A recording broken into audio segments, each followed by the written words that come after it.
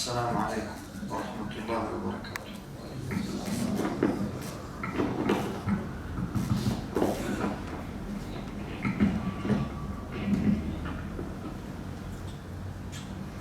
الله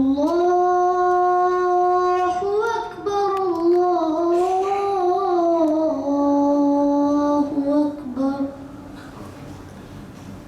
الله أكبر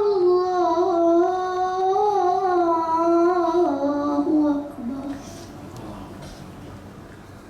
أشهد أن لا إله إلا الله. أشهد أن لا إله إلا الله. أشهد أن محمدًا رسول الله.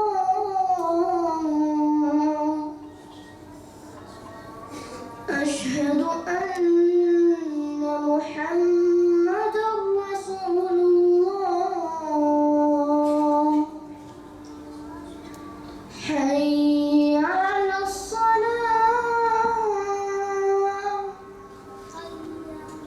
حي على الصلاة. حي على الفلاح. حي على الفلاح. الله أكبر الله أكبر. لا إله إلا الله.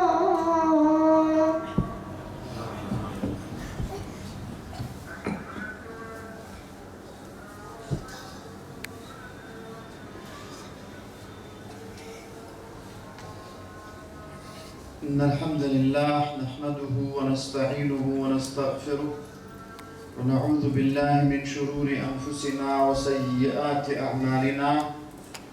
من يهده الله فلا مضل له ومن يضلل فلا هادي له. وأشهد أن لا إله إلا الله وحده لا شريك له.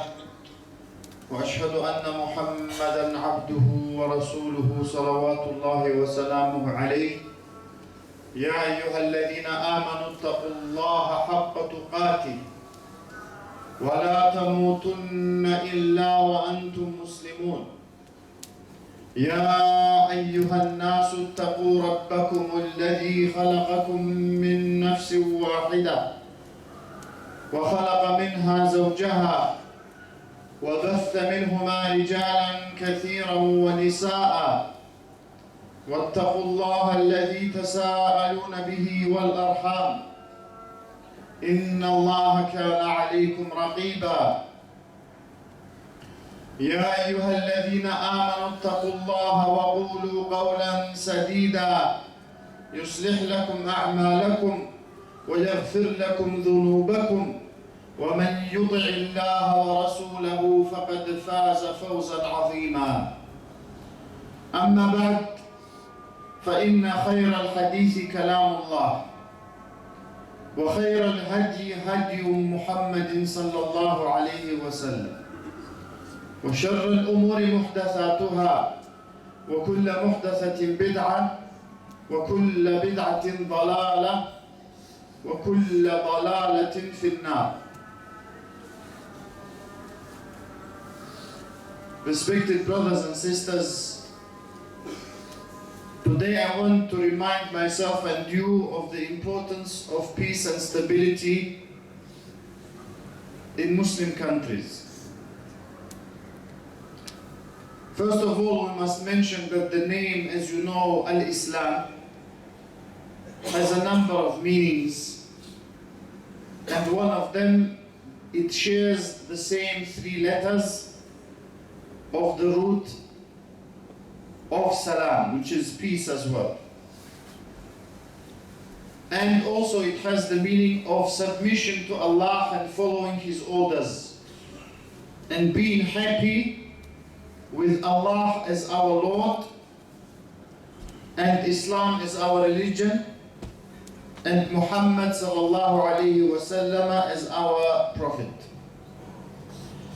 And that shows that peace can only be achieved through that, through submitting oneself, one's thoughts and beliefs and worship and behavior and dealings to the will of Allah. And that is why the greeting of Islam is Assalamu alaikum, as you know very well, which means peace and security be upon you. And the person replies in the same way and better.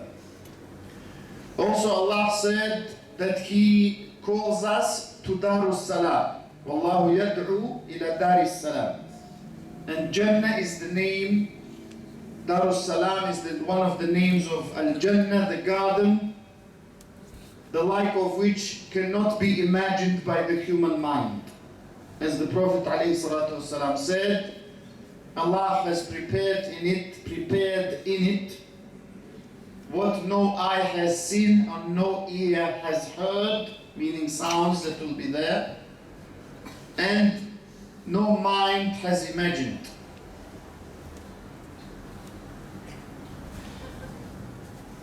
And Allah said, وَتَحِيَّتُهُمْ فِيهَا سَلَامٌ. Their greeting in Jannah will be salam.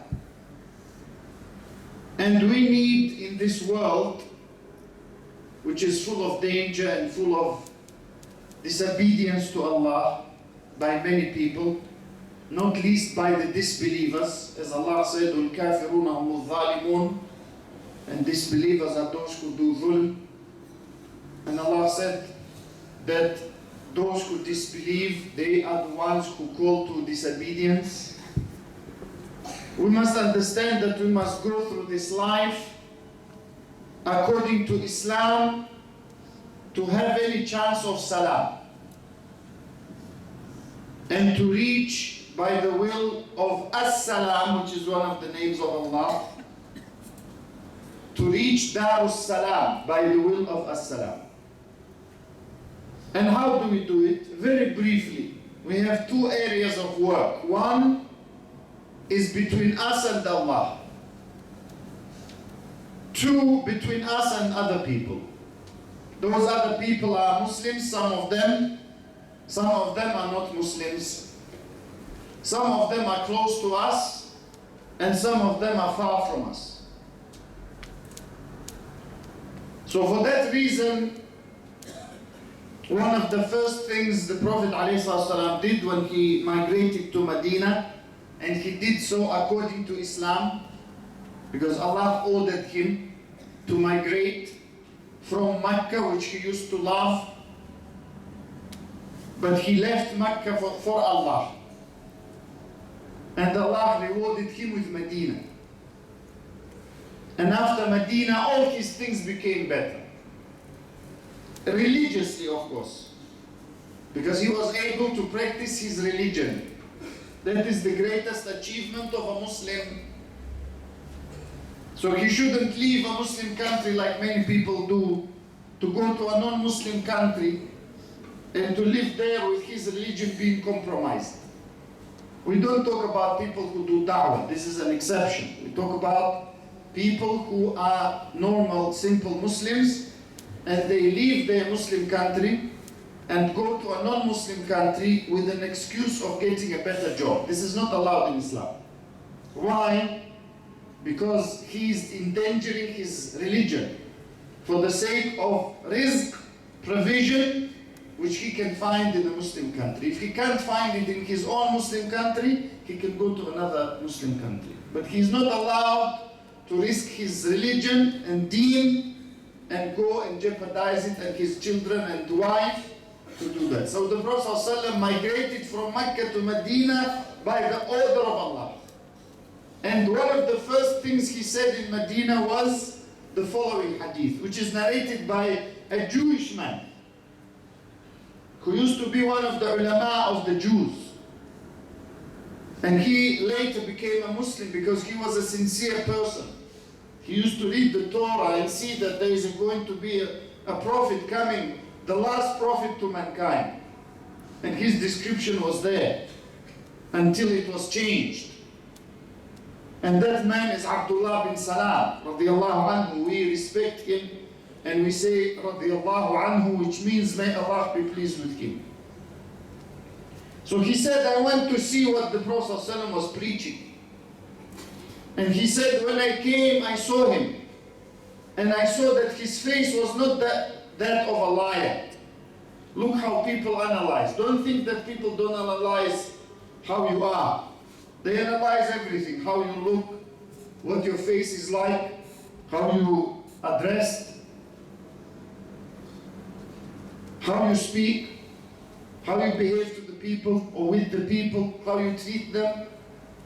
So he said, I saw his face, not that of a liar. Then he heard what the Prophet ﷺ was saying.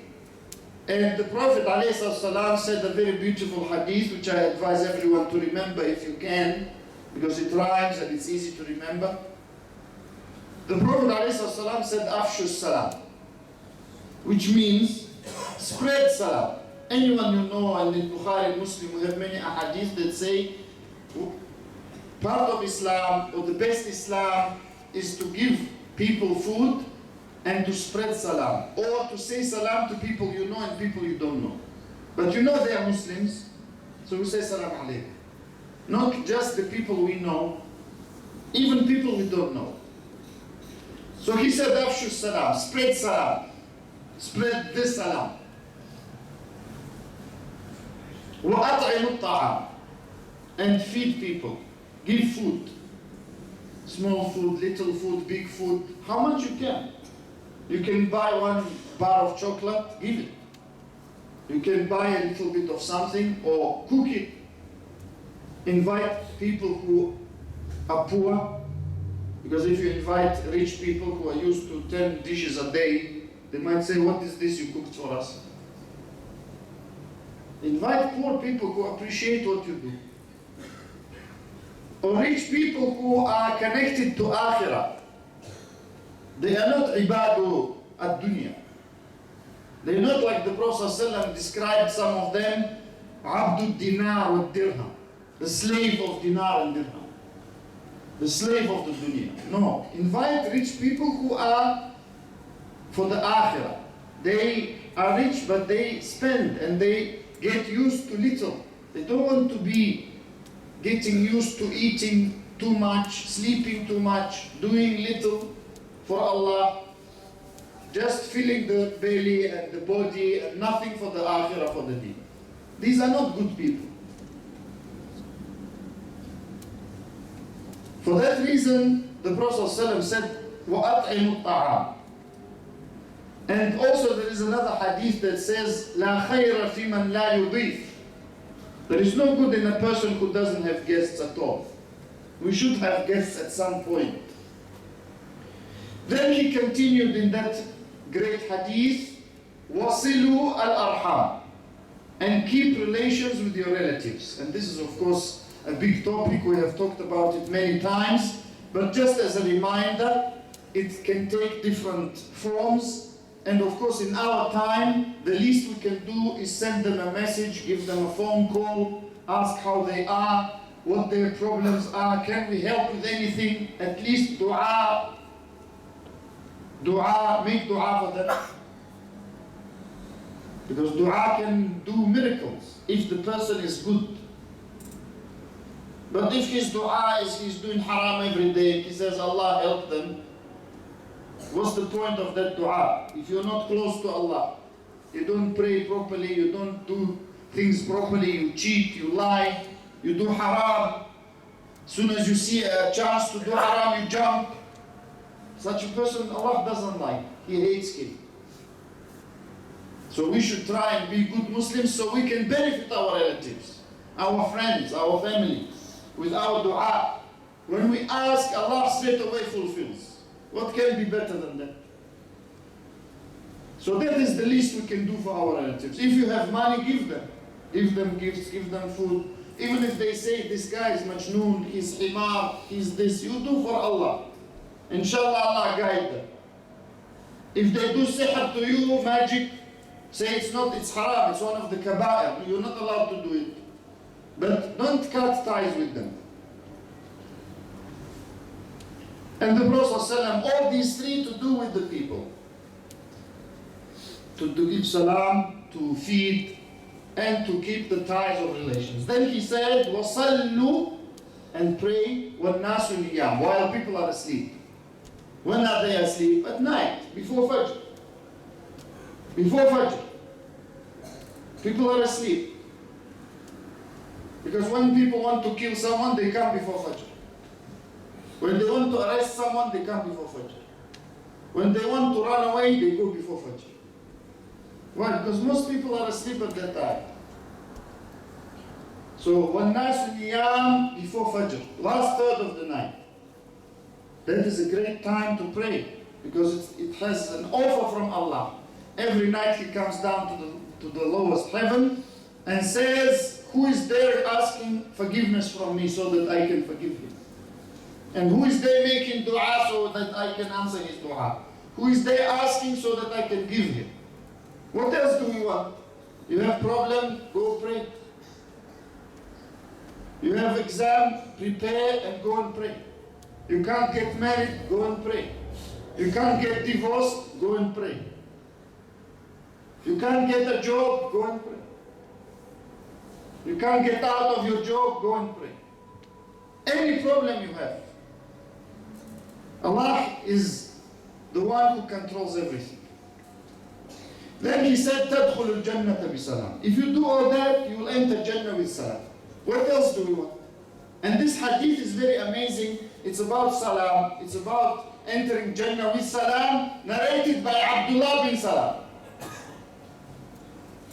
Narrated by Abdullah bin Salam. So spreading salam is very important. It opens the hearts of the Muslims. It makes them friends. It makes them closer to one another. And this is one of what we call maqasid al-sharia. Allah wants us to have little differences. Allah wants us to be united.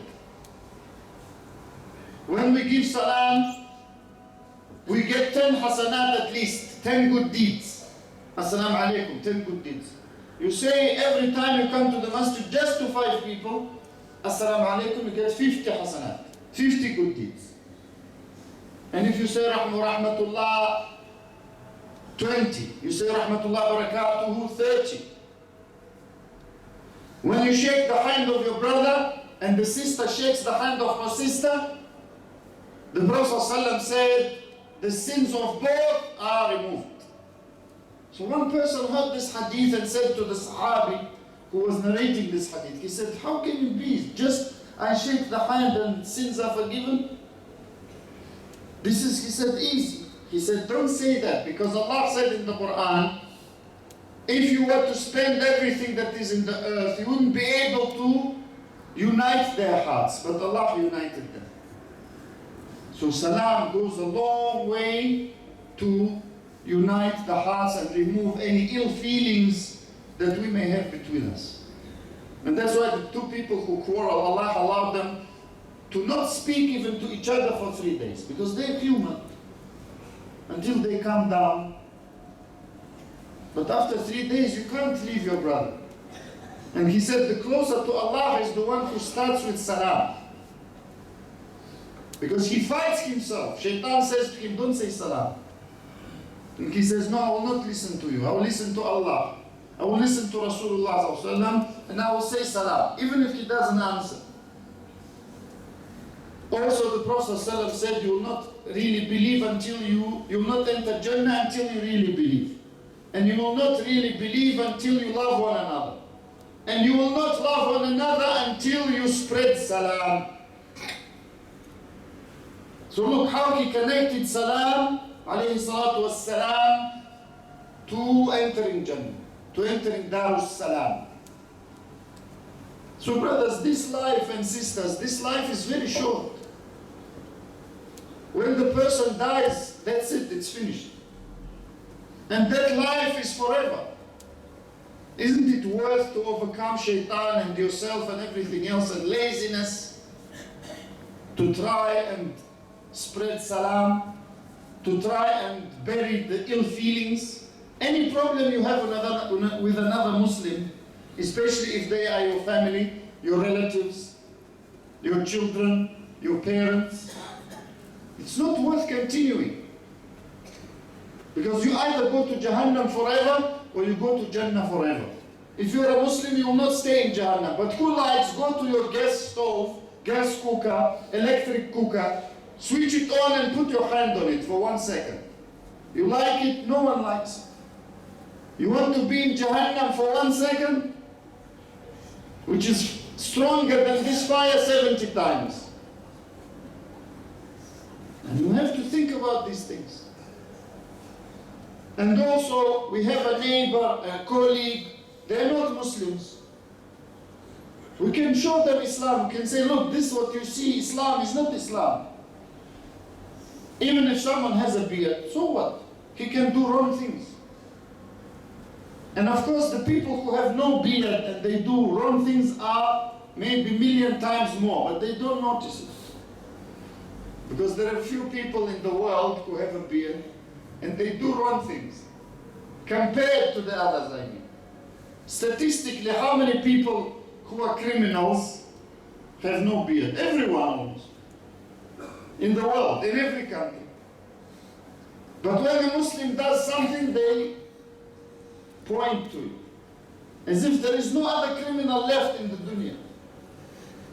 And you know, some people, they don't analyze anything. They just switch on TV, watch, say, MashaAllah, this is it. This is all the problem in the world from the Muslims. So you have to try and convince that person that this is not true. Our religion doesn't tell us that.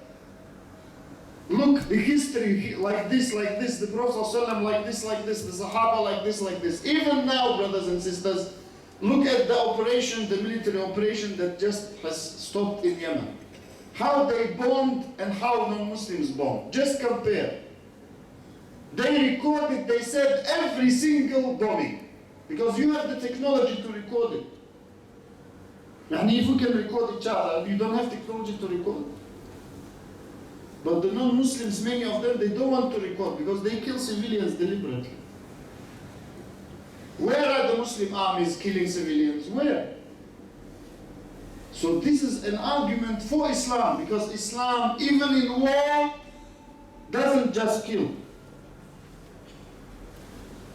So for that reason, we must try and learn our religion and spread it so that we can ourselves live in peace and call others to peace and to the abode of peace, to Jannah, by the will of As-Salam. And As-Salam is one of the names of Allah, as the Prophet ﷺ said. So spread it between yourselves, which means source of security and safety. And we say it after Salam. When we finish, Allahumma anta as-salam wa minka as-salam, that, oh Allah, you are the source of peace and security, and from you is peace and security. You can never have peace and security without Islam, without submission to Allah. Even if you think that you have peace, no, it's not peace. Inside you are punished. Allah said in the Quran, "Inna al-abrara la fi na'im." What does it mean? Many people think that the good people are in Jannah. No, not only that. That of course is the meaning. But abrar, the good people who do so much goodness, they are in peace in this dunya as well. Not abrar. Not every Muslim is from abrar. وَإِنَّ الْفُجَّارَ لَفِي جَحِيمٍ.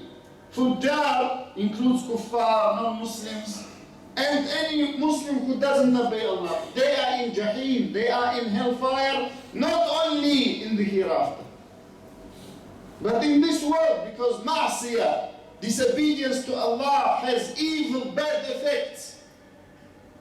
So how can you have peace when you go against Allah? And Allah said in the Quran, if you deal in riba, like many Muslims do now, then be warned of a war from Allah and His Messenger. Many Muslims do riba, they do cheating. Normal for them. He thinks he's a very clever businessman if he cheats. And Allah destroyed the people of Shu'aib because of that. For that reason, we must know that in Islam you can only have peace if you're close to Allah, if you are far from shaitan. You can never have peace with the shaitan. You can never have peace and tranquility when you do haram, when you say haram, when you believe in haram. How can you have peace? That is an illusion. Because shaitan will leave you at the moment you need him most. Because Allah said, cheat, he's a cheat. He cheats people. Al-Gharur, his name. He cheats.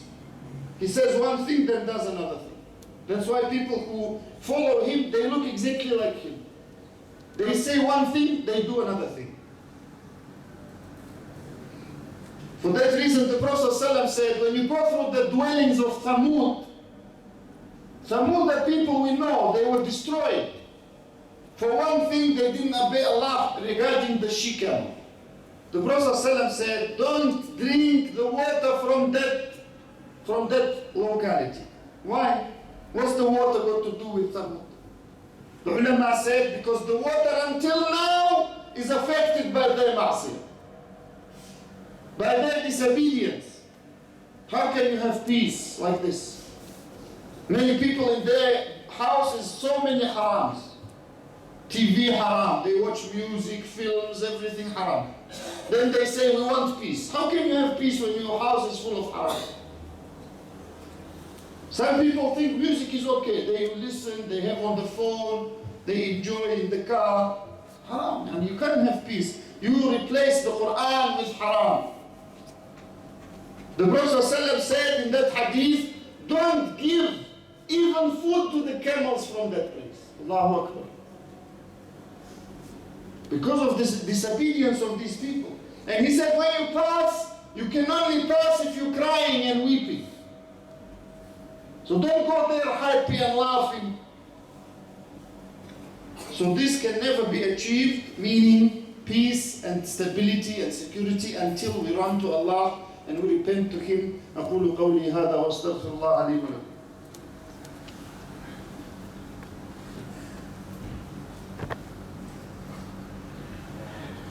Alhamdulillah, wassalatu wassalamu ala rasulillah, amma ba'd. Respected Muslims, in order for us to achieve peace, we must be grateful for what Allah has given us. The Prophet ﷺ said that whoever has found himself having security, he's not fearing for himself, for his wife, his children, he's not afraid to go outside, that he might not come back, like in some countries now, they call it Arab Spring. We don't want a spring like that, thank you very much. Better have winter all day. And if spring looks like this, mashallah, don't bring it. Spring, this is spring for the enemies of Islam and Muslims, who laugh and are happy that 10 million people misplaced. What's spring about it? A'udhu billah. So the Prophet ﷺ said, who has security, not afraid, and he is healthy, and he has provision, what to eat, and how to do his things that he needs for one day, then as if he has the whole world. That's why we must be happy. We must be happy with little, and be grateful to Allah. Grateful to Allah. If we have little, to be grateful. The Prophet ﷺ, as you know how he lived, he used to tie a stone on his stomach so that he doesn't feel the pain, because he has nothing to eat. For 3 days he would eat nothing sometimes. And some Sahaba used to feel for him and invite him to their houses. Yani the Sahabi had more than the Prophet also. You believe that? The Sahabi had a goat and sha'ir, yani barley and things to eat. Like Jabir, he came to the Prophet ﷺ when they were digging the trench in Medina. And he said, when I saw him, I couldn't have sabr. So I came to him and said, come, Ya Rasulullah, to my house, and take with you 1 or 2 people only. Because he doesn't have much food. He's scared that if he brings all the people of the Khandaq, there will be nothing. So he came with 1,000 people. 1,000 people. And his wife got scared.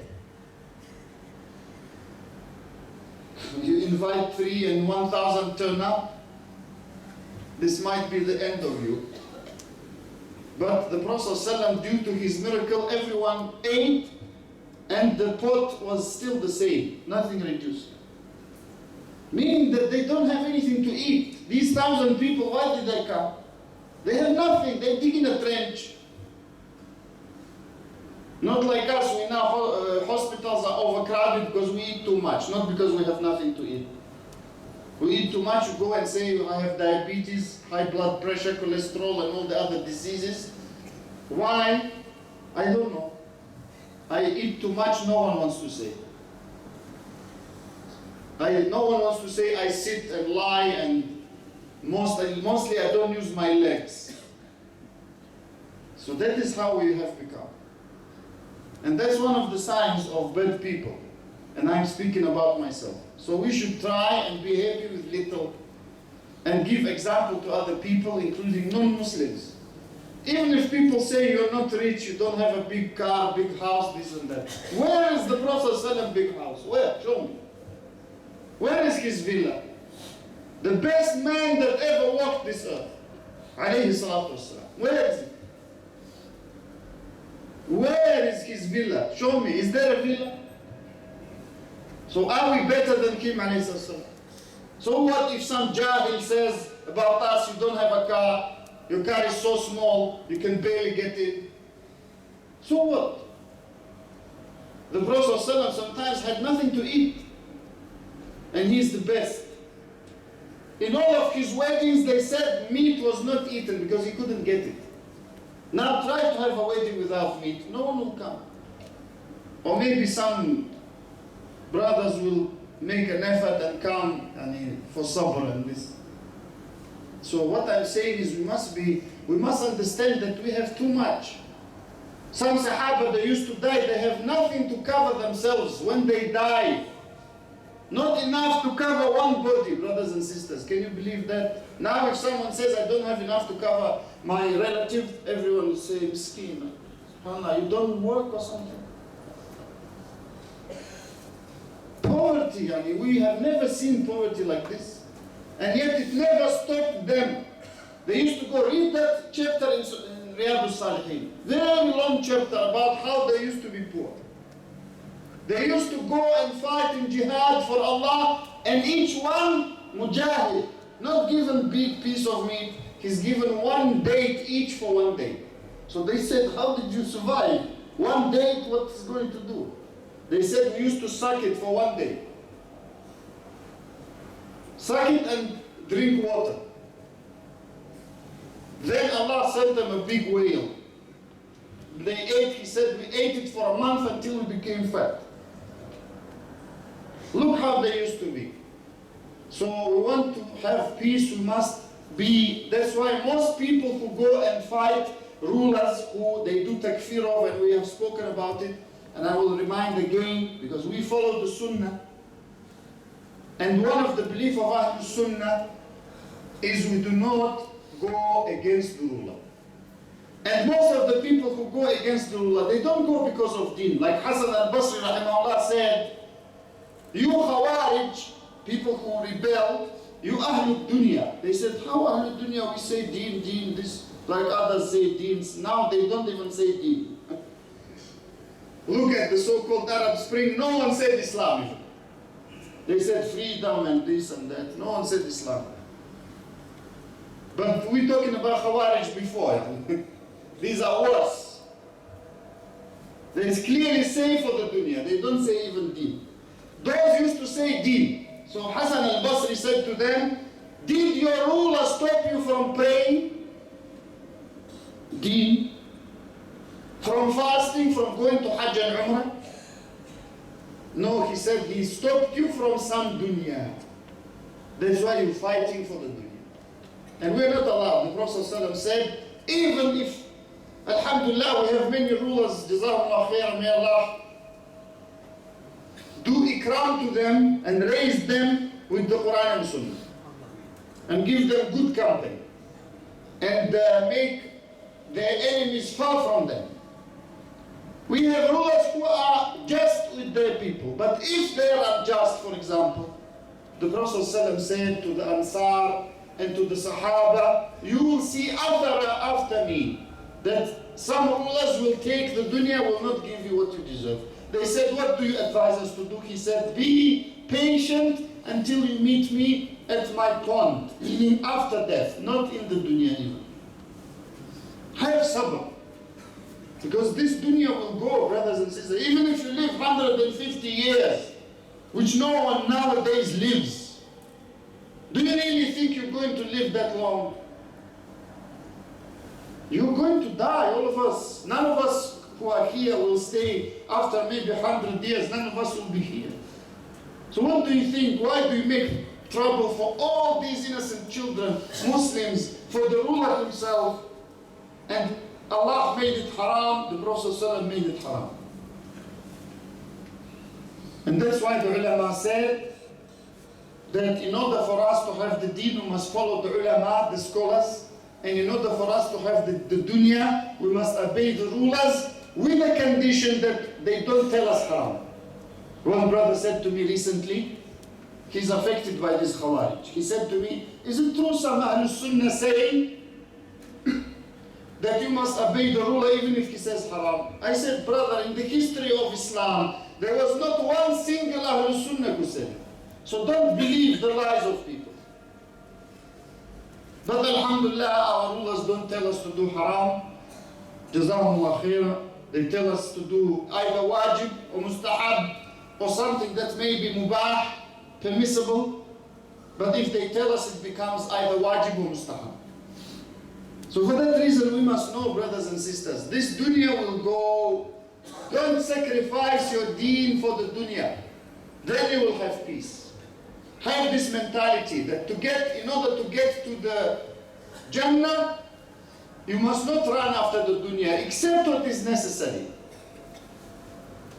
And may Allah enable all of us to have peaceful and prosperous life and stable life, and enable all of our scholars to teach us and we benefit from them, and also enable our rulers to uphold the Quran and the Sunnah and obey Allah and the Messenger alayhi salatu wassalam, and give them good company and protect them from everything that is harmful. And this is from the belief of Ahlul Sunnah to make dua, even though I don't, as you notice, make dua in the khutbah every week because it's not from the Sunnah, but to make dua between you and Allah for your ruler. This is from the Sunnah. Make dua for them, that Allah helps them, because if they are good, everything is good. Like the Salaf used to say. And they need our dua, just like we need their dua. That's why the ulama said, when we are with the rulers, we try to intercede for the people. And when we are with the people, we try to intercede for the rulers. So that's how a Muslim must be, not say and think and believe things that are wrong and go against the Sunnah. And may Allah help all of us to live correct lives and achieve peace by following Al-Islam and submitting to Allah and making our thoughts and beliefs and actions and worship and dealings according to what Allah loves. Wa aqimus salat.